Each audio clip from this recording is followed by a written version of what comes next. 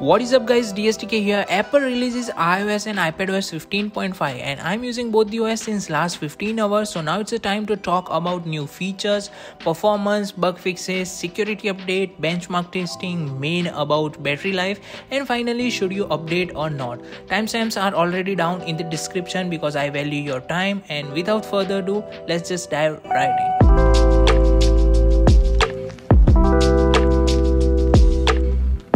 As most of my viewers are iPad users, so obviously I will start with iPadOS 15.5. The size of this update is 547 MB here on my iPad Pro. It may vary from iPad to iPad, and this update do have modem updates. So if you have problem with Wi-Fi connectivity, disconnecting problem with Bluetooth, or Apple Pencil have charging issues, then all these things has been resolved now. So moving on to the new feature, then now the universal control is no more in the beta version. So as per Apple, universal control is now officially launched and work flawlessly between Apple ecosystem. How can it be happen? We still have issues with the third-party keyboard and mouse using universal control. I will talk about later in dedicated video, so stay tuned for that. And that's the only major new feature we have seen which is dedicated to iPadOS 15.5. Rest of the features are same with iOS 15.5. We'll talk about in a moment.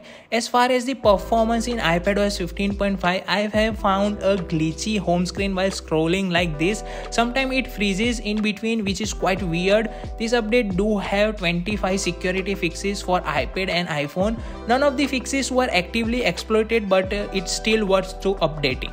In terms of bug fixes, then few of users have resolution issue. Their screen was zoomed in for no reason while opening several apps is now been resolved. Also, to clear recently deleted file in the file app do taking couple of seconds to load file in the trash to delete it permanently, but now it's working perfectly as before. Many creators have issue in LumaFusion app. It was unresponsive in between and media was unable to show up on the timeline. This problem was related to iPad storage, which is now fixed. Also, regarding to load categories in iPad storage was taking several minutes to show up is been resolved too in this update. There are several more bugs need to be fixed, like a keyboard glitch. Sometimes it does not pops up in the OS, and if you have come across any weird bug, then do share it in the comments. In terms of performance, it is same as iPadOS 15.4. It could be more better. As far as the battery life, there is no significant changes have seen in iPad. User previously getting on average 5 to 6 hours battery life, which is quite irritating, but I have seen no such improvements so far in this update. So if you think this update will fix battery, then probably not, but I will talk more about battery life after using this OS for a week. So wait for my follow-up video just in case you are more concerned about the battery life.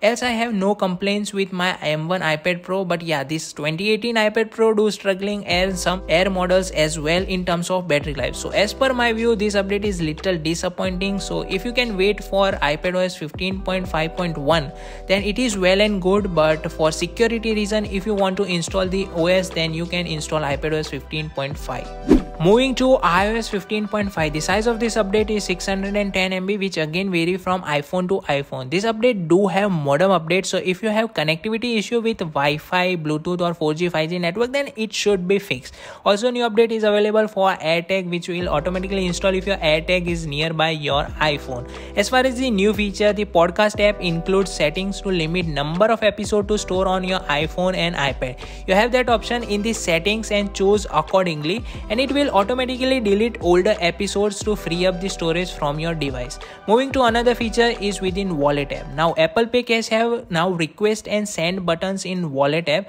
but Apple Pay Cash is yet not available in India, so I am not able to set up at this moment. Home app show a Wi-Fi signal bars that ensure HomePod has a connection in Home app. Previously in iOS 15.4 it was not showing up, but now it's back again. Also, many users have automation problem within the Home app. It was automatically triggered by people leaving or arriving to fail, which is addressed by Apple and fixed in iOS 15.5. Next feature is within weather. It will show temperature or relevant info of your current location. Means you are traveling somewhere, then you can check temperature around you, and now have option to report an issue at the end of the matrix. Also, we will see passkey technology in upcoming updates. This will feature allow you to log into any website you visit. Let's see in Safari, if you open the Netflix, then it will automatically fill login credentials credentials just by scanning your Face ID. This feature is yet not available in this update but will show up in the next update. Talking about the bug fixes, then nothing has significantly fixed. Still, the Apple Music bug of dominance in dock remains in general release as well. Like right now I have Spotify in my dock, and if I install the Apple Music app, then it will take place of the Spotify telling him it's my place, get out of here. Kind of interesting Apple. Also, flashlight bug that I have shared in the YouTube short video, which is yet not fixed. Let me play that video one more time. Tap on flashlight icon, it's working. But now tap on camera and go back to the lock screen. Now try to turn on the flashlight. You can't, it's not working. So I don't know when they're gonna fix such a tiny bug. Users have still a green tint issue within the display specific to iPhone 13 series user. Most of the users don't have, but those who have this problem, then try to reset your iPhone using iTunes. It will fix in 99% of the case. The oldest bug ever seen in iPhone or storage bug. Look, the iPhone is freezing in between, touch is not working. Oh my god, what's happening? This OS is super buggy. About storage bug, unable to load category or taking way more time to show up is now fixed completely. Also, Apple have acknowledged the 10 known issue within the Note apps to be fixed. Heating issue is still very common for the iPhone users. Those are living in the temperature above 35 degrees Celsius and have problem in charging battery above 80%. So on that topic, I have already made a dedicated video, so click on the I button to watch. The update have the 25 security fixes. None of the fixes were actively exploited, but it's better to update to the latest version. In terms of the overall performance, everything looks normal. No major improvement have seen so far, because here the benchmark result, which is quite similar to previous iOS 15.4. You can pause this video to check benchmark score of your particular iPhone. If we talk main about the battery life, then I will say just forgot your iPhone have battery in it. Literally the drain is too much in a normal routine use and needs to be charged twice or thrice a day depending upon your workflow. Getting on average 3 to 4 hours of the screen on time, and same for the last 10 days analytics. iPhone 13 user have 5 to 6 hours of battery life. Again, it is not a award winning, but moreover Apple should definitely work hard on battery life in iOS 16 for sure.